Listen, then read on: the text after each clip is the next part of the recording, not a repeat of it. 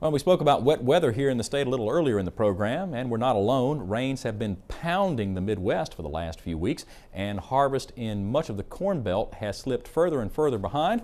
Joining us now is Neil Melancon with this week's Bottom Line. And Neil, I guess farmers in the Midwest, just like farmers here, are asking, man, when is this rain going to end? I think they feel like it's never going to end at this point, Mike. Just like here in October in Louisiana, it was a rainy month for the Corn Belt, and combined with a cool summer that has stunted the growth of both corn and soybeans. The latest USDA harvest numbers show corn at less than half of its 5-year average this year, coming in at just 20% complete versus 58%, almost a third of the norm, and almost half of last year, which was unusually slow as well. Soybeans are faring a little better, almost halfway done for this season, but the 5-year average is at 80%, and much of the soybean crop is not even mature yet.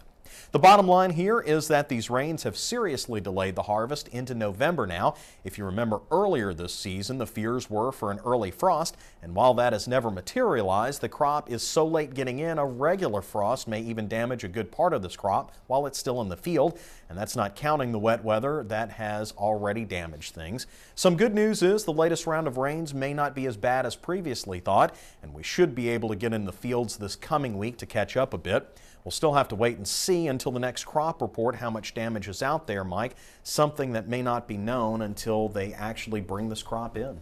And I know, Neil, whenever we have weather woes like this, the prices that farmers receive for their crops is impacted. What about the prices for both farmers and consumers? Well, right now everything is wildly fluctuating back and forth. I think further out it's going to drive prices even higher as foreign markets are heavily depending on us right now. China is drawing down its soybean reserve as we speak and may even have to shut down some crushers. So further into the winter, Mike, will likely see prices go up, not only for farmers but eventually for consumers as well. Wow. Well, Neil Melancon, the rain has got to stop. It does. Thanks.